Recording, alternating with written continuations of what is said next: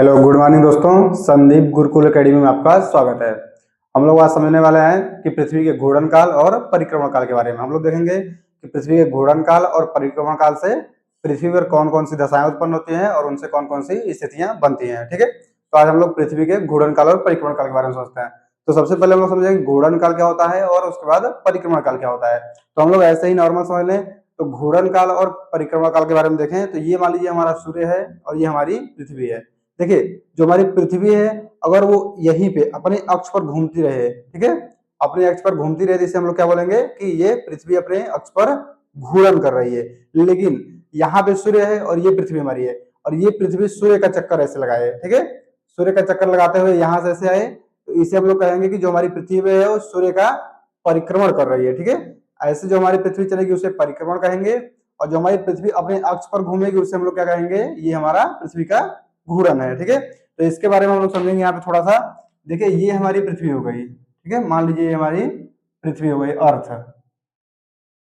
ठीक है, तो जो हमारी पृथ्वी है, आप लोगों को पृथ्वी के बारे में बताया था कि पृथ्वी जो हमारी है वो पूर्व पश्चिम से पूर्व की साइड घूमती है। ठीक है, पश्चिम से पूर्व दिशा में घूमती है। इसका मतलब पृथ्वी हमारी जो है वो इधर से ऐसे घूमती है। ठीक है, इसी इसी घूमने के कारण जो हमारा मतलब दिन और रात होता है, दिन और रात होता है वो इसी घूर्णन के कारण होता है। घूर्णन के कारण कैसे होता है कि सूर्य मान लीजिए हमारा, जैसे हम यहाँ पे एक सूर्य बना देते हैं, ठीक है, ये हमारा मान लीजिए सन हो गया, ये हमारा मान लीजिए सन हो गया।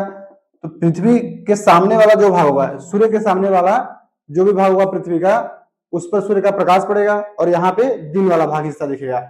लेकिन इस वाले भाग पे क्या होगा, यहाँ पे सूर्य का प्रकाश नहीं जाएगा क्योंकि सूर्य इसके सामने क्या है, ये वाला भाग है। तो पृथ्वी का जो विपरीत वाला भाग होगा या जो उसके पीछे वाला भाग होगा वो सूर्य का प्रकाश वहां तक नहीं पहुंच पाएगा, तो वहां पे क्या होगा, अंधेरा होगा। तो जितने भाग पर सूर्य का प्रकाश पड़ेगा वहां पे क्या होगा, दिन होगा, और जहां पे सूर्य का प्रकाश नहीं पड़ेगा वहां पे अंधेरा होगा या वहां पे रात होगी। ठीक है, तो पृथ्वी पश्चिम से पूर्व घूमती है।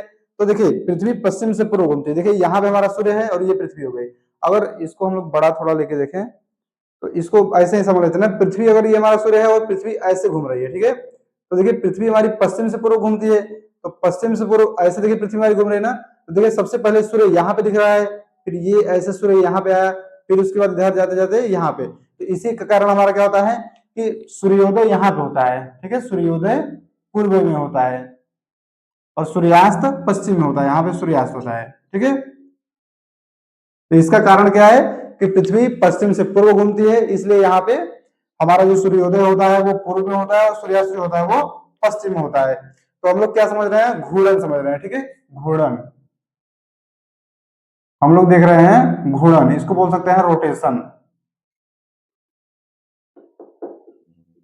ठीक है, ये हमारा हो गया रोटेशन या घूर्णन। घूर्णन के बारे में हम लोग समझेंगे। तो ये जो हमारी पृथ्वी है वो पश्चिम से पूर्व घूमती है।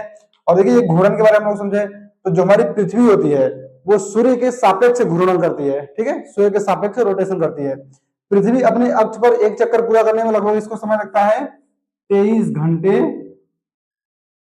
56 मिनट के आसपास। ठीक है, लेकिन पृथ्वी जब हमारा सूर्य के सापेक्ष घूमती है, तो आप लोगों को हम पिछली वाली वीडियो में बताए थे कि पृथ्वी जो हमारी है वो सूर्य का एक घूर्णन करते करते जब अपने अक्ष पे घूमेगी तो ये एक चक्कर तो पूरा कर लेगी 23 घंटे 56 मिनट में। लेकिन साथ ही साथ क्या होता है, ये हमारी पृथ्वी जो होती है कुछ आगे बढ़ जाती है, कुछ 24 घंटे में थोड़ा आगे बढ़ जाएगी। तो जो थोड़ा आगे बढ़ती है उसको क्या होता है, ये वाला भाग हमारा उधर ही रह जाता है, जिसको पूरा करने के सूर्य के सामने इसको आने में क्या होता है, 4 मिनट एक्स्ट्रा समय लग जाता है। ठीक है, तो 4 मिनट जो हमारा एक्स्ट्रा समय लगता है उसी को हम लोग बोल देते हैं टोटल 24 घंटा। ठीक है, कि पृथ्वी को हमारी एक चक्कर 24 घंटा में पूरा करती है। 24 घंटे में हम लोग देखते हैं कि 12 घंटे का दिन होता है और 12 घंटे का रात होता है। ठीक है, तो इसमें 12 घंटे का दिन और 12 घंटे का रात हो जाता है। और इस 12 घंटे दिन और रात में हम लोग समझेंगे कि 12 घंटे दिन और 12 घंटे रात में देखते हैं कभी हमारा दिन बड़ा होता है, कभी हमारा दिन छोटा होता है। तो इसके बारे में हम लोग क्या करेंगे कि ये जो हमारी पृथ्वी का जब हम लोग ये परिक्रमण काल पढ़ेंगे उसमें समझ लेंगे कि मतलब 12 घंटे का दिन क्यों नहीं हो पाता, क्यों कभी छोटा होता है, क्यों कभी बड़ा होता है। तो पहले हम लोग घूर्णन समझते हैं। तो घूर्णन में क्या हुआ कि घूर्णन करने में कितना समय लगता है, 23 घंटा 56 मिनट का समय लगता है। ठीक है, और इसी के कारण यहाँ पे हम लोग पॉइंट लिखते चलते हैं ऐसे एक एक ठो। तो यहाँ पे हम लोग लिखेंगे कि एक मतलब कि पृथ्वी की गति कितनी है। तो गति आप लोगों को बताए थे, पृथ्वी जो हमारी अक्ष पर है वो लगभग 20,176 नहीं सॉरी 1671 किलोमीटर प्रति घंटे की चाल से यहाँ पे विषुवत रेखा पर घूमती है। ठीक है, तो यहाँ पे हम लोग ये देखे थे। अब हम लोग ये देख लेते हैं कि 23 घंटा 56 मिनट में एक चक्कर लगाती है, और यहाँ पे नंबरिंग करके लिखेंगे ना, 23 घंटे 56 मिनट। ठीक है, और हम लोग दूसरा लिखें तो पृथ्वी का दिन और रात की प्रक्रिया कैसे होती है, तो घूर्णन के कारण। तो ये भी पेपर में कभी कभी पूछ लेगा ऐसे कि दिन और रात किसके कारण होता है, दिन और रात पृथ्वी के घूर्णन के कारण होता है। ठीक है, तो दिन और रात हो गया। एक चक्कर को जो हम लोग ये 23 घंटा 56 मिनट है, इसे हम लोग क्या बोलते हैं, तो इसे हम लोग बोल देते हैं सौर दिवस। ठीक है, इसे हम लोग बोलते हैं सौर दिवस। जब पृथ्वी हमारी एक चक्कर लगाती है, पृथ्वी जो एक चक्कर लगाती है उसी को हम लोग बोल देते हैं सौर दिवस। ठीक है, तो ये हमारा हो गया सौर दिवस। और देखिए पृथ्वी जो हमारी है, यहाँ पर हम 4 नंबर लिखे, तो जो हमारी पृथ्वी है, पृथ्वी का हम लोग बताया था, जब हम पृथ्वी को खोल लेते हैं मैप के आधार पे, तो जब इसका एक मैप लेंगे तो इस मैप को, जैसे ये हमारा मान लीजिए मैप हो गया, ये हमारी पृथ्वी हो गई, तो इसको हम लोग क्या किए हैं कि इसको 24 टाइम जोन में विभाजित किए हैं। ठीक है, इसको हम लोग 24 टाइम जोन में विभाजित किए। ये कल जो पिछले वाली वीडियो हम लोग पढ़े थे, तो इसको 24 टाइम जोन में विभाजित किया गया। ठीक है, तो 24 टाइम जोन। ठीक है, तो 24 टाइम जोन में पृथ्वी को विभाजित किया गया है। क्यों? क्योंकि बताया था आप लोगों को कि पृथ्वी जो हमारी होती है वो 360 पूरा होती है, 360 डिग्री, और 360 डिग्री बताया था हम लोग कि एक घंटा में, मतलब 15 डिग्री में एक घंटा चलती है, तो इसको हम लोग 15 से भाग देंगे तो ये आएगा हमारा 24। तो इसलिए इसको हर एक घंटे के 24 जोन में डिवाइड किया गया है। ठीक है, तो एक घंटे के 24 जोन में डिवाइड किया गया है। तो ये पृथ्वी मतलब कितने टाइम जोन में विभाजित है, तो पृथ्वी हमारी 24 टाइम जोन में इसको विभाजित किया गया है। ठीक है, इस देखिए जो हमारी पृथ्वी का घूर्णन होता है, पृथ्वी का जो हमारा घूर्णन होता है, पृथ्वी के घूर्णन से ही यहाँ का तापमान परिवर्तित होता रहता है। ठीक है, यहाँ पे जो दाब होता है, वायु दाब, ये परिवर्तित होता रहता है, वायु दाब। जो यहाँ पे आर्द्रता होती है, आर्द्रता, वो भी परिवर्तित होती रहती है। ठीक है, तो पृथ्वी के घूर्णन से, पृथ्वी जब देखिए रोटेट करेगी, जो घूर्णन करेगी, तो यहाँ जहां पे सूर्य का तापमान ज्यादा रहेगा, मतलब जहां पे सूर्य की किरणें सीधी आती रहेंगी वहां पे तापमान ज्यादा होगा, जहां पे तिरछी रहेंगे वहां पे तापमान कम रहेगा, और जहां पे सूर्य का प्रकाश नहीं जाएगा, जहां पे अंधेरा वाला भाग होगा वहां पे तापमान और कम रहेगा। ठीक है, तो यहाँ पे तापमान हो गया। वायु दाब क्या होता है, वायु दाब भी तापमान पर निर्भर करता है। वायु दाब क्या होता है, तापमान, जहां पे तापमान ज्यादा होगा वहां पे वायु दाब, मतलब जो वहां पे तापमान क्या होगा, तापमान से हवाएं जो होती है वो गर्म होके फैल जाती हैं, तो वहां पे वायु दाब कम हो जाएगा। जहां पे तापमान कम होगा वहां पे हवाएं ठंडी होकर सिकुड़ जाएंगी, वहां पे वायु दाब ज्यादा होगा। आर्द्रता क्या होता है, आर्द्रता जहां पे जलवाष्प की मात्रा ज्यादा हो वहां पे आर्द्रता ज्यादा होगी। जैसे कि जहां पे गर्मी ज्यादा पड़ रही है वहां पे क्या होता है कि पानी वाला भाग जो होता है वहां से वाष्प बनकर वाष्पीकरण होकर पानी ऊपर उठता है, और ऊपर उठने के कारण क्या होता है, वायुमंडल में आर्द्रता ज्यादा हो जाती है। तो जहां पे तापमान ज्यादा होगा वहां पे आर्द्रता ज्यादा होगी। तो ये किसके कारण होता है, तो ये भी पृथ्वी के घूर्णन के कारण होता है। ठीक है, तो ये हम हो गया। अब हम देखते हैं एक सौर दिवस। ठीक है, एक सौर दिवस को भारतीय परंपरा में, यहाँ पर हम लिखते हैं 6 नंबर, सौर दिवस जो हमारा बताया नहीं आपको, सौर दिवस, यहाँ बताया सौर दिवस। तो सौर दिवस जो हमारा होता है 24 घंटे का, सौर दिवस को हम लोग 8 पहर में बांटते हैं, 8 पहर। जैसे हम लोग देखेंगे सुबह, भोर, सुबह, दोपहर, सायकाल, फिर ऐसे रात्रि, ये मतलब हम लोग इसको 8 पहर में डिवाइड करते हैं। ठीक है, तो 24 घंटे को, ये भारतीय परंपरा में है। ठीक है, ये भारतीय परंपरा, भारतीय परंपरा, ये अन्य देशों में नहीं, ये भारत में इसको 8 पहर में बांटा गया है। 24 घंटे का जो समय होता है इसे हम लोग 8 पहर में डिवाइड कर देते हैं, सुबह, दोपहर, शाम, सांझ, रात्रि, ये सब मिला के 8 पहर में इसको बांटा जाता है। ठीक है, तो ये सब किसके कारण होता है, तो ये सब जो हमारी पृथ्वी घूर्णन करती है, घूर्णन के कारण होता है, पृथ्वी अपने अक्ष पर घूमती रहती है। ठीक है, तो इसके कारण इसको हम लोग 8 पहर में डिवाइड कर देते हैं। ठीक है, और सूर्योदय और सूर्यास्त के लिए आप लोगों को बताएं ये पश्चिम से पूर्व, यहाँ पे सूर्योदय क्यों होता है, तो ये हमारा सूर्योदय यहाँ पे हो गया पूर्व में, यहाँ पे हम लिखते हैं पूर्व, और यहाँ पे हमारा जो सूर्यास्त है वो कहाँ पे होता है, तो पश्चिम में होता है, ये हमारा हो गया सूर्यास्त।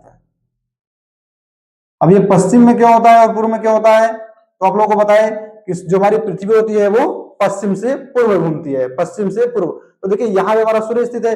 जब ये पृथ्वी पश्चिम से पूर्व घूमेगी तो पश्चिम से पूर्व घूमने के कारण इसका पूर्व वाला भाग पहले सामने आएगा, फिर पश्चिम वाला लास्ट में आएगा। तो पूर्व वाला भाग पहले आ गया और पश्चिम वाला भाग लास्ट में आ गया। तो इसी कारण क्या होता है कि सूर्योदय जो हमारा होता है वो पूर्व में होता है और सूर्यास्त जो हमारा होता है वो पश्चिम वाले भाग में होता है। ठीक है, ये हमारा हो गया। अब देखिए इसी के कारण जो हमारा पृथ्वी है, इसी जो घूर्णन इसका होता है, इसी कारण एक बल यहाँ पे जनरेट उत्पन्न होता है। इस बल को हम लोग बोलते हैं कोरियोलिस बल। ठीक है, यहाँ पे हम लिख देते हैं कोरियोलिस बल, कोरियोलिस बल। ठीक है, अब देखिए ये कोरियोलिस बल क्या होता है।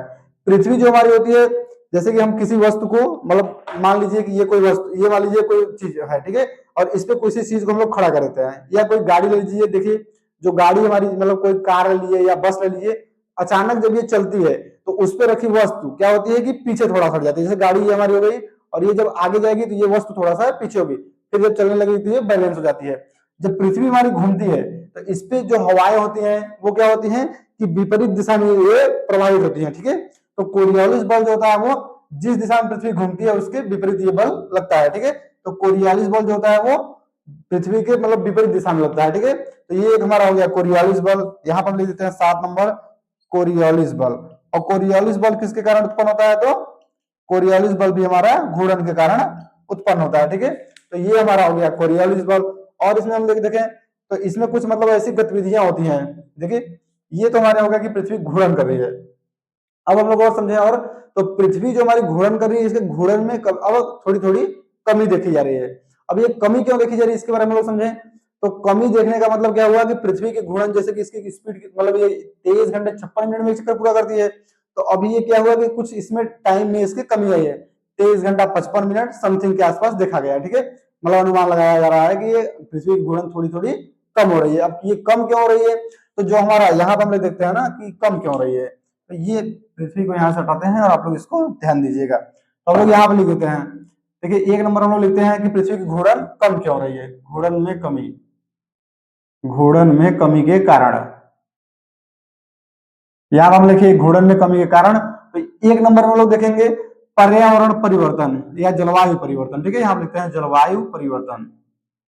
अब देखिए जलवायु परिवर्तन, इसके कारण पृथ्वी की गति में कमी कैसे आ रही है। तो जलवायु परिवर्तन के कारण क्या हो रहा है कि जो हमारे ध्रुवों पर बर्फ जमे हुए हैं, ध्रुवों पर जो बर्फ है वो क्या हो रहा है कि जलवायु परिवर्तन के कारण वहां पे तापमान में परिवर्तन आ रहा है, और तापमान में परिवर्तन से वो क्या हो रहे हैं, पिघल रहे हैं। पिघलने से क्या हो रहा है कि उनकी जल जो होती है वो, उनका पानी जो है वो विषुवत रेखा की तरह प्रवाहित हो रहा है, वहां से विषुवत रेखा की साइड बढ़ रहा है। ठीक है, तो ये जो हमारे ध्रुवों पर बड़े बड़े जो चट्टान है, बड़े बड़े चट्टान के रूप में जो बर्फ जमे हुए हैं, अगर वहां से उनकी स्थिति हटा दी जाए तो वहां से उनकी स्थिति हटने के कारण क्या हो रहा है कि जो मतलब पानी का भाग है वो कुछ इधर आ जा रहा है और वहां पे पृथ्वी हल्की हो जा रही है। तो इससे भी इसके मतलब यहाँ पे लिख लेते हैं हम लोग ध्रुव में, ध्रुवों पर जमी बर्फ के पिघलने के कारण, ठीक है, के कारण। ठीक है, तो एक तो हमारा ये हो गया कि जलवायु परिवर्तन से ध्रुवों पर जमी बर्फ के पिघलने के कारण घूर्णन में कमी आ रही है। दूसरा हम लोग देखेंगे कि जो हमारे मानव मनुष्य जो है, मनुष्य कुछ ऐसे कार्य कर रहे हैं, मनुष्य कुछ ऐसे कार्य कर रहे हैं जिससे पृथ्वी की परिक्रमा या ये जिससे पृथ्वी के घूर्णन में कमी आ रही है। तो घूर्णन में कमी पृथ्वी के मतलब मनुष्य का ऐसा कौन सा कार्य कर रहा है, तो जो हमारा चीन देश है, चीन जैसे कुछ ऐसे देश हैं कि वो क्या कर रहे हैं कि पृथ्वी पर बड़े बड़े बांध का निर्माण कर रहे हैं। तो बांध के निर्माण से भी क्या हो रहा है कि पानी इकट्ठा एक जगह हो जा रहा है, और पानी एक जगह इकट्ठा होने के कारण क्या हो रहा है कि भार वहां पे ज्यादा हो जा रहा है, और भार ज्यादा होने के कारण क्या हो रहा है कि पृथ्वी के घूर्णन में कमी आ रही है। तो यहां हम लिखते हैं चीन जैसे देशों, चीन जैसे देशों द्वारा बांध परियोजनाओं का निर्माण, बांध परियोजनाओं, अब यहां लिख सकते हैं बृहद, बृहद बांध परियोजनाओं का निर्माण कर रहे हैं। इससे भी क्या हो रहा है कि पृथ्वी के घूर्णन में कमी आ रही है। ठीक है, तो ये हमारा हो गया घूर्णन में कमी के कुछ कारण। तो पृथ्वी के घूर्णन से क्या क्या हो सकता है ये आप लोग देख लीजिए कि पृथ्वी के एक चक्कर लगाने में कितना 23 घंटा 56 मिनट का समय लग रहा है, लेकिन ये सूर्य के सापेक्ष कितने समय में लगाती है, 24 घंटे में। ठीक है, और हमारा जो दिन और रात होता है वो घूर्णन के कारण होता है। दिन और रात पृथ्वी के सामने जो मतलब सूर्य के सामने पृथ्वी का जो भाग होगा वहां पे दिन, और जो उसके पीछे विपरीत वाला भाग होगा वहां पे अंधेरा होगा, यानी वहां पे रात होगी। सौर दिवस इसे हम लोग किसी सौर दिवस किसे बोलते हैं? तो सौर दिवस जो पृथ्वी एक चक्कर जितने समय लगाती है उसे हम लोग सौर दिवस बोलते हैं। पृथ्वी पे जो हमारी होती है उसे 24 टाइम जोन विभाजित किया गया। क्यों? क्योंकि 24 360 डिग्री, हम लोग बताए थे ना कि 360 डिग्री पूरे पृथ्वी का मतलब कोण होता है। और एक मतलब कि एक अक्षांश चलने पर आप लोगों को बताए थे कि 15 अक्षांश चलने पर आप लोगों को 1 घंटे का मतलब डिफरेंस देखने को मिल रहा था। तो हम लोग यहाँ से 15 से डिवाइड करते हैं, ये हमारा कितना आता है? 24, यानी कि एक एक घंटे के अंतराल पर 24 टाइम जोन बनाए गए हैं। ठीक है, तो ये हमारा हो गया 24 टाइम जोन। तापमान, वायुदाब, आर्द्रता, ये सब किसके कारण होता है? तो पृथ्वी के घूर्णन के कारण होता है इन सब में परिवर्तन। सौर दिवस को 8 पहर में बांटा गया है। कहां बांटा गया? तो भारतीय परंपरा में बांटा गया है। ठीक है, और हम लोग देखे थे कि कोरियोलिस बल्ब भी इसी के कारण उत्पन्न होता है। फिर हम देख लीजिए कि घूर्णन में कमी, घूर्णन में कमी के कारण क्या क्या हो सकते हैं? जलवायु परिवर्तन, जिससे ध्रुवों पर जो बर्फ जमे हुए हैं वो पिघल रहे हैं, पिघलने से क्या हो रहा है? इसके घूर्णन में कमी आ रही है। फिर हम देखिए चीन जैसे देश द्वारा जो बांध बनाए जा रहे हैं, बड़े बड़े बांध का निर्माण किया जा रहा है, उससे भी इसकी गति में कमी आ रही है। ठीक है, तो ये हमारा हो गया पृथ्वी का घूर्णन। ठीक है, तो इसे आप लोग नोट कर लिए होंगे। अब हम लोग देखेंगे पृथ्वी का परिक्रमण काल। ठीक है, तो यहाँ से इसको हम लोग मिटाएंगे, आप लोग इसे नोट कर लेंगे। अगर नहीं नोट किया है तो वीडियो को पॉज कर लीजिए और फिर इसको नोट कर लीजिए। ठीक है, फिर हम लोग यहाँ से मिटा के फिर आगे बढ़ते हैं। आगे हम लोग क्या देखेंगे? आगे हम लोग देखेंगे पृथ्वी का परिक्रमण काल। ठीक है, परिक्रमण काल क्या होता है? तो परिक्रमण काल होता है कि पृथ्वी अपने अक्ष से मतलब अपने अक्ष के परितः सूर्य के चारों ओर चक्कर लगाए। ठीक है, सूर्य के चारों ओर जो चक्कर लगाती है उसे हम लोग बोलते हैं परिक्रमण काल। ठीक है, तो एक परिक्रमण काल पूरा करने में कितना समय लगता है? पृथ्वी को अपना एक परिक्रमण काल पूरा करने में लगभग 365 सही 1/4 दिन का समय लगता है। ठीक है, 365 सही 1/4 दिन का समय लगता है। यहां हम लिखेंगे परिक्रमण काल। ठीक है, परिक्रमण काल। और देखिए परिक्रमण काल जो होता है आप लोगों को पता है कि एक चक्कर पूरा करने में कितना समय लगता है? तो 365 सही 1/4 दिन। इसका मतलब क्या हुआ कि पृथ्वी एक वर्ष में ठीक है, पृथ्वी जो हमारी थी, जैसे यहाँ पे मान लीजिए हमारा सूर्य हो गया, ये हमारा सन हो गया, और पृथ्वी इसका एक चक्कर अगर लगाना चाहती है तो एक चक्कर लगाने में क्या होगा कि यहां से पृथ्वी चली और यहां से जाते जाते यहाँ पे आते आते इसको पूरा 365 सही 1/4 दिन का समय लगेगा। ठीक है, अब देखिए पृथ्वी का जो ये एक सही 1/4 वाला समय है, इसी के कारण हम लोग लीप वर्ष की कल्पना करते हैं। ठीक है, 1/4 का मतलब क्या हुआ कि 1/4 में हम लोग 4 से गुणा करेंगे तो यहाँ पे आ जाएगा 1 दिन। ठीक है, 1/4 में भाग को हम लोग 4 से गुणा कर देंगे तो आ जाएगा 1 दिन। ठीक है, तो हम लोग 4 वर्षों में एक एक्स्ट्रा दिन की परिकल्पना करते हैं। जैसे कि हमारा मान लीजिए कि 2004 ये हमारा जो है वो लीप वर्ष है। ठीक है, लीप वर्ष क्या होता है? लीप वर्ष हमारा जो फरवरी वाला महीना होता है, फरवरी वाला महीना वो उसमें 29 दिन हो जाते हैं। ठीक है, और ऐसे नॉर्मल में हमारे जो होते हैं वो फरवरी 28 दिन का होता है और लीप वर्ष में हमारा 29 दिन का हो जाता है। तो ऐसे बात 2005, 2006, 2007 ये सब देखिए 3 वर्ष जो हमारे होंगे वो, और इसमें फरवरी कितने होगा? 28 दिन का होगा। इसमें फरवरी हमारा 28 दिन का होगा। लेकिन इसके बाद जो हमारा 2008 वाला वर्ष आएगा ये हमारा लीप वर्ष होगा। ठीक है, तो लीप वर्ष में जो हमारा फरवरी होगा वो 29 दिन का होगा। ठीक है, तो ये 29 दिन क्यों होता है? इसी के कारण 365 दिन में एक चक्कर लगता है, लेकिन इसमें 1/4 दिन एक्स्ट्रा आ जाता है। तो इसी 1/4 दिन को हम लोग 4 भागों में और जोड़ देंगे, मतलब 4 से गुणा करेंगे तो 1 दिन हो जाएगा पूरा। तो 1/4 गुणे 4 कर दिए, 1 दिन आ गया। तो 4 वर्षों में से हम लोग 29 दिन का मान लेते हैं, जिससे कि हमारा कैलेंडर मतलब कि देखेंगे 29 दिन का फरवरी वाला महीना हमारा हो जाता है लीप वर्ष वाला। ठीक है, तो ये हमारा हो गया कि लीप वर्ष की परिकल्पना इसी से की जाती है। ठीक है, तो ये आप लोग समझ लेंगे। अब देखेंगे हम लोग कि पृथ्वी जो हमारी, ये सूर्य हो गया और यहाँ पे हमारी हो गई अर्थ, ये अर्थ हो गया नहीं पृथ्वी हो गई। ठीक है, अब पृथ्वी जो हमारी है वो इसका चक्कर लगाती रहती है। अब इसका चक्कर जो, इसे हम लोग क्या बोल सकते हैं? ये जो हमारा समय है इसे हम लोग बोलते हैं कि ये मतलब पृथ्वी और सूर्य, देखिए यहां से यहां हमारा हो गया, ये हमारी पृथ्वी यहाँ पे आ गई, यहाँ पे हमारी पृथ्वी आ गई, यहाँ पे हमारी पृथ्वी आ गई। इसे हम लोग क्या बोलते हैं? देखिए पृथ्वी क्या है? ये गोला नहीं पूरा है, ये लगभग दीर्घ वृत्ताकार अवस्था में है। तो पृथ्वी जो हमारी है वो सूर्य का चक्कर दीर्घ वृत्ताकार अवस्था में लगाती है। ठीक है, दीर्घ वृत्ताकार। ठीक है, पृथ्वी जो हमारी है वो सूर्य का परिक्रमण दीर्घ वृत्ताकार में करती है। ठीक है, कभी सूर्य से दूर होगी और कभी सूर्य के पास होगी। सूर्य से जब दूर होती है तो इसे हम लोग बोलते हैं अपसौर, अपसौर। और पृथ्वी के जब पास होती है जिसे हम लोग बोलते हैं उपसौर। ठीक है, देखिए जब दूर होगी तो अपसौर और जब पास होगी तो उपसौर। दूर होगी तो अपसौर, अप, और जब पास होगी तो ऊपर। ठीक है, पास होगी तो उपसौर और दूर होगी तो अपसौर। इसको हम लोग क्या बोलते हैं, जो ये मतलब दूरी देखिए यहां से यहां ज्यादा है और यहां से यहां कम है, तो हम लोग औसतन दूरी कितना मानते हैं, औसतन। औसतन दूरी जो हमारी होती है वो सूर्य से पृथ्वी की वो लगभग 15 करोड़ किलोमीटर। ठीक है, 15 करोड़ किलोमीटर होती है औसतन दूरी इसकी। और इस दूरी को हम लोग बोलते हैं खगोलकीय इकाई। ठीक है, इसको हम लोग बोल देते हैं खगोलकीय इकाई। ठीक है, ये पूरी दूरी जो है इसको हम लोग बोलते हैं एक खगोलकीय इकाई। इसे हम लोग बोल देते हैं एक खगोलकीय इकाई। ये जो हमारी दूरी है तो इसको हम लोग बोलते हैं एक खगोलकीय इकाई। लेकिन हम लोग देखेंगे सूर्य से ये पास में है और ये दूर में है, तो पास और दूर की स्थिति को हम लोग क्या करते हैं, जो दूरी मतलब जो ये दूर वाली स्थिति है, इस दूर वाली की स्थिति को हम लोग क्या बोलते हैं कि अपसौर। और देखिए इसमें अपसौर की स्थिति कब उत्पन्न होती है, तो अपसौर की स्थिति यहाँ पे हो गई और ये उपसौर की स्थिति हो गई। तो अपसौर की स्थिति में सूर्य पृथ्वी से कितनी दूर होता है, तो अपसौर की स्थिति में सूर्य की और पृथ्वी की दूरी होती है 15 करोड़ 20 लाख किलोमीटर। ठीक है, और अब उपसौर की स्थिति में, उपसौर की स्थिति में पृथ्वी की दूरी कितनी होती है, पृथ्वी से सूर्य की दूरी यह होती है 14 करोड़ 70 लाख किलोमीटर। ठीक है, तो उपसौर में 14 करोड़ 70 लाख और अपसौर में 15 करोड़ 20 लाख किलोमीटर की दूरी ये होती है। ठीक है, अब यहां पर हम लोग देख लिए तो पृथ्वी के चारों ओर सूर्य का चक्कर कौन लगाता है, तो सूर्य पृथ्वी के चारों ओर चक्कर लगाती है, इसे हम लोग बोल देते हैं परिक्रमण गति या परिक्रमण काल। इसको हम लोग परिक्रमण गति यहां पर लिखते हैं। ठीक है, परिक्रमण गति, तो ये हमारी हो गई परिक्रमण गति।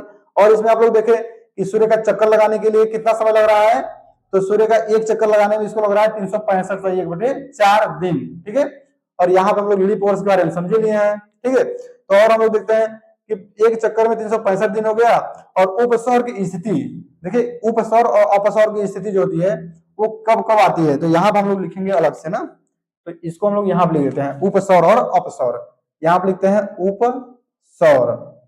ठीक है, और यहाँ पर हम लोग लिखेंगे अपसौर। तो ये हम लोग फिगर यहां से हटाएंगे, इसको अभी फिर से लिख लेंगे। ठीक है, तो ये हमारा कुछ हो गया।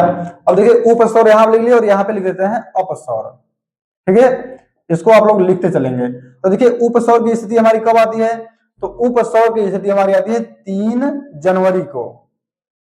3 जनवरी को हमारी आती है उपसौर की स्थिति। इस टाइम पे सूर्य क्या होता है, पृथ्वी के सबसे पास होता है। ठीक है, इस टाइम पे पृथ्वी सूर्य के सबसे पास होती है। यहां पर हम लिख सकते हैं कि पृथ्वी सूर्य के पास होती है, पृथ्वी सूर्य के पास। और यहां पर लिखेंगे कि ये स्थिति हमारी अपसौर की स्थिति कब आती है, तो अपसौर की स्थिति आती है 4 जुलाई को, 4 जुलाई को। ठीक है, और ये स्थिति क्या होती है, यहां पे सूर्य पृथ्वी से अधिकतम दूरी पर होता है। ठीक है, ये जो हमारी पृथ्वी होती है वो सूर्य से अधिकतम दूरी पर होती है, कब किस स्थिति में, तो अपसौर की स्थिति में। और उपसौर की स्थिति में 3 जनवरी को ये समय आता है और पृथ्वी इस समय क्या होती है कि सूर्य के सबसे पास होती है। ठीक है, और हम लोग देखें तो यहाँ पे जब पृथ्वी मतलब सबसे पास होगी, और यहाँ पे दूरी भी लिखना चाहता हूं, लीजिए कि उपसौर की स्थिति में 14 करोड़ 70 लाख किलोमीटर दूर होती है। और यहाँ पे क्या होगा, यहाँ पे 15 करोड़ 20 लाख किलोमीटर। ठीक है, और यहां पर हम लोग देखेंगे कि उपसौर की स्थिति में क्या होता है कि सूर्य जो होता है वो पृथ्वी के पास होती है। तो सूर्य के पृथ्वी के पास होने के कारण क्या होता है कि जो पृथ्वी पर सामान्य ताप पड़ता रहता है, जो सामान्य तापमान पृथ्वी का होता है, जब पृथ्वी ये सूर्य पास होगा तो यहाँ पे 7% अधिक सूर्यातप मिलेगा, अधिक सूर्यातप। ठीक है, ये मतलब आप लोग समझेंगे कि जब सूर्य हमारा यहाँ पे है और यहाँ पे पृथ्वी है, तो जब ये पास हो गए तो पास होने के कारण क्या होता है, सूर्य का तापमान पृथ्वी पर ज्यादा पड़ेगा। तो सामान्य तापमान जितना पड़ता रहता है उससे क्या होता है कि 7% अधिक तापमान और पृथ्वी पर पड़ने लगता है। और वही स्थिति यहाँ पर होती है कि जब सूर्य दूर होता है तो यहाँ पर 7% कम तापमान पड़ता है, ठीक है। जब पास होगा तो 7% अधिक तापमान, और जब दूर होगा तो 7% कम तापमान सूर्य के यहाँ पर पड़ेगी, ठीक है। तो ये हमारी हो गई कुछ स्थितियां कि उपसौर और अपसौर में क्या क्या होता है, ठीक है। अब वही हम लोग फिर ये आप लोग नोट कर लेंगे, और ये नोट करने के बाद हम लोग क्या करेंगे कि एक वही दीर्घवृत्ताकार अवस्था बनाएंगे यहाँ पे, और दीर्घवृत्ताकार अवस्था में हम लोग देख लेंगे कि किस तारीख को कौन सा दिन, मतलब कौन से दिन पर पृथ्वी सबसे दूर होती है सूर्य से और किस तारीख पर सबसे पास होती है, ठीक है। तो ये आप लोग नोट कर लिए होंगे। फिर अब हम लोग देखते हैं कि पास और दूर वाली स्थिति, ठीक है। ये हमारी हो गई कुछ यहाँ पे अपसौर और उपसौर की स्थितियां। अब इसको हम लोग अगर दीर्घवृत्ताकार बनाए, यहाँ पे ये हमारा मान लीजिए सूर्य होगा, यहाँ पे सन हो गया। अगर हम लोग देखें यहाँ पे हमारी पृथ्वी हो गई, ठीक है, और पृथ्वी हमारी एक चक्कर लगाती है, यहाँ हमारी पृथ्वी पहुंची, एक स्थिति में यहाँ पे है, एक स्थिति में यहाँ पे है, और एक स्थिति में यहाँ पे है, ठीक है। तो ये हमारा सूर्य होगा और ये हमारे अर्थ हैं, ठीक है। ये सभी हमारी जो है चारों अर्थ की अलग अलग स्थितियां, ठीक है। अर्थ हमारी जब यहाँ पे पहुंचेंगी तो इनकी स्थिति क्या क्या हो सकती है वो उसके बारे में हम लोग समझते हैं। तो देखिए ये सूर्य से सबसे दूर है, ये भी सूर्य से सबसे दूर है, ये दोनों क्या है, पास पास हैं, ठीक है। तो ये स्थिति कब बनती है इसके बारे में हम लोग समझेंगे। तो ऊपर जो हमारा है ये 21 मार्च को पड़ेगा, इसको भी हम लोग समझेंगे कि ये क्या होता है, 21 मार्च को यहाँ क्यों है। यहाँ पर हम लोग जब पहुंचेंगे तो ये वाली स्थिति जो होगी वो हमारी 22 दिसंबर को होगी, 22 दिसंबर, ठीक है। दिसंबर ये DEC लिखा है ना। और यहाँ पर जब पहुंचेगी तो ये वाली स्थिति हमारी हो जाएगी यहाँ पे हमारी स्थिति होगी 23 सितंबर, 23 सितंबर, ठीक है। और यहाँ पे हमारी होगी 22 दिसंबर, और यहाँ पे हमारी हो जाएगी 21 मार्च, और यहाँ पे 21 जून, ठीक है। यहाँ पे हमारी हो गई 21 जून, ठीक है। अब देखिए ये स्थिति को हम लोग समझेंगे कि यहाँ पे मतलब दूर और पास का मतलब क्या होगा। तो देखिए पृथ्वी जो हमारी होती है वो अपने अक्ष पर क्या होती है, 23.5 डिग्री झुकी होती है, अपने अक्ष पर 23.5 डिग्री झुकी होती है, ठीक है। पृथ्वी अपने अक्ष पर 23.5 डिग्री झुकी होती है, और पृथ्वी अपने अक्ष पर 23.5 डिग्री झुकी होने के कारण पृथ्वी, जैसे ये हमारी पृथ्वी हो गई तो ये अपने अक्ष पर ऐसे झुकी हुई है, ऐसे ऐसे नहीं है, ऐसे है, ठीक है। ऐसे झुके होने के कारण क्या होता है कि सूर्य का प्रकाश यहाँ पे तो देखिए पड़ रहा है, यहाँ पे इस वाले भाग पे नहीं पड़ेगा, और पृथ्वी हमारी घूमती कैसे है, तो ऐसे पूर्व से पश्चिम, ठीक है। तो पूर्व से पश्चिम होने के कारण क्या होता है कि यहाँ पे सूर्य का प्रकाश नहीं पहुंच पाएगा, वैसे ही यहाँ पे सूर्य का प्रकाश नहीं पहुंच पाएगा, और यहाँ पे जब पृथ्वी हमारी होगी तो यहाँ पे नहीं पहुंच पाएगा और यहाँ पे नहीं पहुंच पाएगा, ठीक है। तो इस स्थिति में हम लोग देखेंगे ये अक्ष अपने ऐसे ही रहेगा, ठीक है, अक्ष ऐसे ही रहेगा। देखिए यहाँ पे पहले प्रकाश नहीं पहुंच रहा था, फिर यहाँ पे नहीं पहुंच पा रहा था, लेकिन यहाँ आया तो पीछे वाले भाग पर नहीं पहुंच रहा है। तो इसी स्थिति में जब हम लोग सूर्य यहाँ से यहाँ आता है तो 3 महीने का समय लगता है, ठीक है, और वहीं यहाँ भी 3 महीने का। तो यहां से सूर्य को यहां पहुंचने में 6 महीने का समय लग जाता है। तो जो हम लोग सुने हैं कि पृथ्वी के ध्रुवों पर 6 महीने की रात होती है और 6 महीने का दिन होता है, तो वो इसी कारण से होता है। जो पृथ्वी अपने अक्ष पर झुकी है तो यहाँ पे सूर्य का प्रकाश क्या होता है कि 6 महीने तक नहीं पहुंच पाता है, तो 6 महीने का प्रकाश यहाँ तक नहीं पहुंच पाएगा, तो सूर्य पृथ्वी को यहाँ से यहाँ तक आने में ये वाला भाग 6 महीने तक अंधेरे में रहेगा। तो इसको हम लोग बोलते हैं कि ध्रुवों पर 6 महीने का रात, 6 महीने का रात और दिन होता है, ठीक है, रात और दिन। वो किस कारण होता है, तो पृथ्वी का अपने अक्ष पर 23.5 डिग्री का जो झुकाव होता है उसे कारण यहाँ पे ध्रुवों पर 6.5 महीने का दिन और 6.5 महीने का रात होता है, ठीक है। तो ये हम लोग स्थिति समझे। और हम लोग ये देखें कि यहाँ पे 21 मार्च, यहाँ पे 22 दिसंबर, यहाँ पे 23 दिसंबर और यहाँ पे 21 जून का समय क्यों लिखा गया है, ठीक है। तो इसके बारे में हम लोग समझेंगे कि जो हमारी पृथ्वी होती है, ठीक है, जो हमारी पृथ्वी होती है वहां पे आप लोग बताए थे कि पृथ्वी जो हमारी होती है, ये वाली जो पृथ्वी है और ये हमारा विषुवत रेखा है, ठीक है, और यहाँ पे हमारी कर्क रेखा है और यहाँ पे मकर रेखा है। तो बताया था सूर्य जो हमारा होता है वो इसके बीच में घूमता रहता है, ठीक है, इसके बीच में ही घूमता रहता है। तो सूर्य जब यहाँ से यहाँ पे होता है तो यहाँ पे देखिए कौन कौन सा समय आया, तो 21 जून वाला समय है और ये हमारा 22 दिसंबर वाला समय है, सॉरी, जब इस पे हमारा जो विषुवत रेखा पे होगा तो ये वाला समय आएगा 21 मार्च वाला और 23 दिसंबर वाला, ठीक है। यहाँ पे जब समय होगा तो एक बार देखिए ऊपर जाएगा और एक बार नीचे आएगा। ऊपर जाते समय तो यहाँ पे जब पहुंचेगा तो यहाँ पे हमारा कौन सा समय होगा, तो 21 मार्च वाला। और नीचे जब आता रहेगा तो यहाँ पे हमारा कौन सा समय हो जाएगा, तो यहाँ पे 23 सितंबर वाला। उसके बाद जब यहाँ नीचे आएगा तो यहाँ पे कौन समय होगा, तो यहाँ पे हमारी ठंडी पड़ने लगी तो 22 दिसंबर वाला समय हो जाएगा, ठीक है।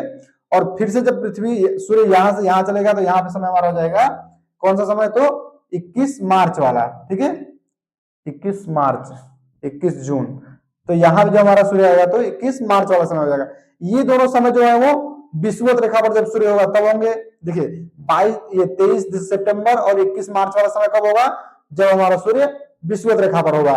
और जब ये 23 दिसंबर वाला समय कब होगा, जब हमारा सूर्य मकर रेखा पर होगा। और 21 मार्च वाला समय, ये 21 जून वाला समय कब होगा, जब हमारा सूर्य किस कहां पे होगा, तो कर्क रेखा पर होगा। तो ये वाले समय इसलिए यहाँ पे दर्शाए गए हैं, ठीक है। तो ये आप लोगों को समझ में आया होगा कि ध्रुवों पर 6 महीने का रात दिन कैसे होता है, औसतन दूरी इसकी कितनी है, एक खगोल की इकाई बराबर कितना है, 15 करोड़ किलोमीटर, ठीक है। और इसकी औसत दूरी हम आप लोगों को बताएं कि यहाँ से यहाँ तक की दूरी जो हमारी होती है ज्यादा होती है उसको बोल सकते हैं अपसौर, और जो पास वाली दूरी है इसको हम लोग बोलते हैं उपसौर। और पृथ्वी जो होती है वो सूर्य के चारों ओर दीर्घ वृत्ताकार कक्षा में घूमती रहती है, ठीक है। तो हम लोग आज का वीडियो यहाँ तक रखते हैं, नहीं तो वीडियो ज्यादा लंबा हो जाएगा। तो हम लोग आज समझे हैं घूर्णन काल और परिक्रमण, घूर्णन गति और परिक्रमण गति, ठीक है। तो आज के लिए इतना ही, फिर मिलेंगे नेक्स्ट वीडियो में। आज के लिए इतना ही, धन्यवाद।